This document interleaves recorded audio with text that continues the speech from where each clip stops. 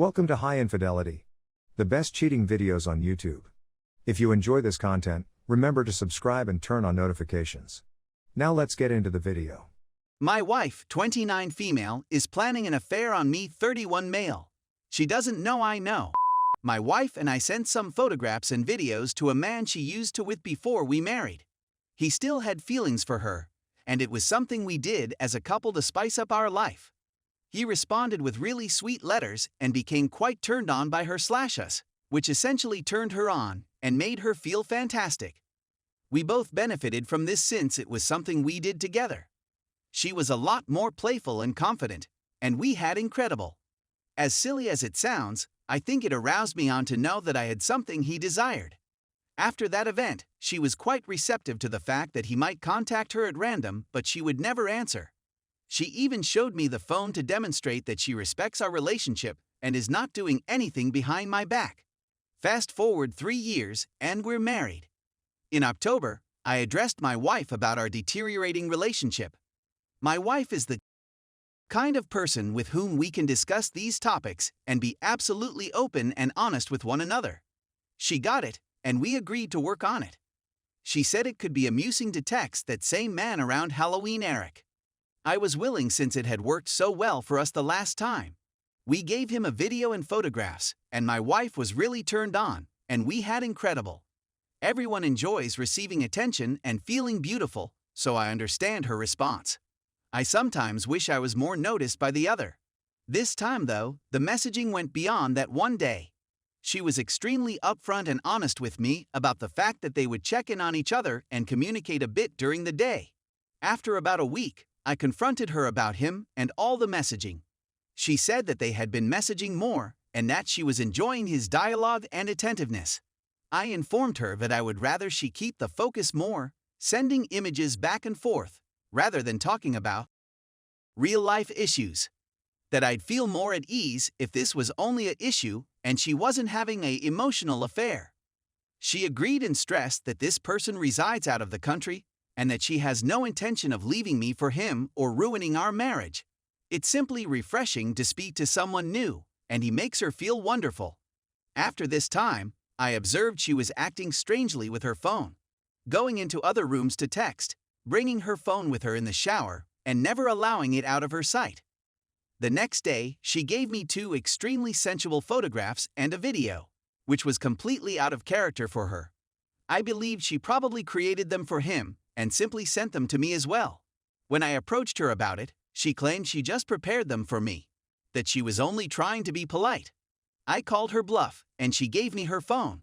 The photographs were not in her text to him, but I went a step further and demanded to view her computer, which also displays her communications, and there they were. She lied to me, emailed him the photographs, and then erased the messages from her phone, unaware that duplicates remained on her computer. At this point, we had a lengthy discussion regarding boundaries. I told her that as she kept talking to him, she needed to be honest with me, that there should be nothing she says to him that would hurt my emotions or make her want to conceal it. She also pledged never to meet or phone him again, except to send flirtatious messages. I stressed that if I ever found out that they had met or were intimate, I would be devastated and our 2-year marriage would be over. I stressed that this was something we used to do jointly that benefited both of us, but now it seems to be one-sided. I became quite wary of her at this point, since I had already caught her in one lie. So I devised a strategy. I retrieved her old computer from the cupboard, which still had her Apple ID pre-filled so I could watch their communications. I'd do it when she wasn't there, and there was no danger of being caught looking through her phone or main computer. I had been devastated. They spoke about work, her company, my dog, and other unrelated topics. Yes, there was a lot of things, but I was devastated because you could see she cares for him. They frequently talk about how much chemistry they had and how fantastic that was. She has even acknowledged that she gets disappointed when she does not hear from him. To be fair, she never slandered me or our marriage or said anything nasty about me. The true devastation came when she inquired whether he was ever interested in meeting. She was the one who asked him, not the other way around. She even quipped that they should meet in a public area since her clothing wouldn't last 5 minutes, to which he answered, "You'd be in trouble even in public." They've been speaking almost every day for the last 2 months. They've discussed the meeting numerous times and agreed on a day of December 28th, when he'll be in town near her father's house. She did indicate that they needed to go through the regulations, but no details were given. His response was that rule #1 is no panties. I've been trying to act normal around my wife the whole time. Even though I am in excruciating pain on the inside, I am trying my best to remain calm. I even make sarcastic comments like maybe you should text your BF and other such things.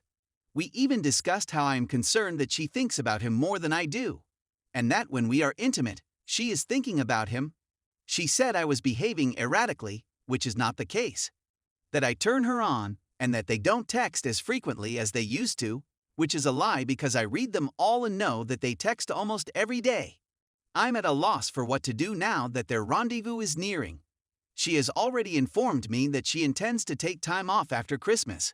When I probed her on the matter, she said that she just wanted to spend time with me and take a vacation.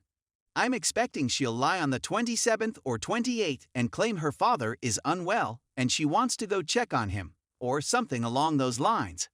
I feel compelled to learn the truth.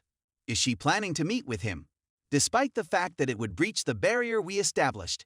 Do I employ a private investigator to investigate and record the incident? Do I just watch their messages to see if any interactions suggest intimacy?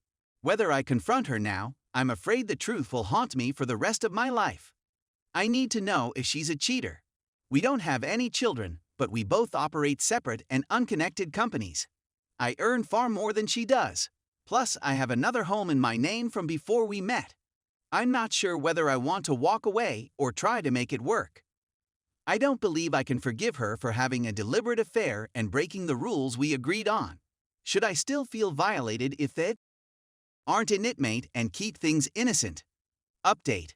I approached her and inquired whether she still texted Eric, to which she answered, on occasion. While this isn't totally accurate, it's a start in the right way.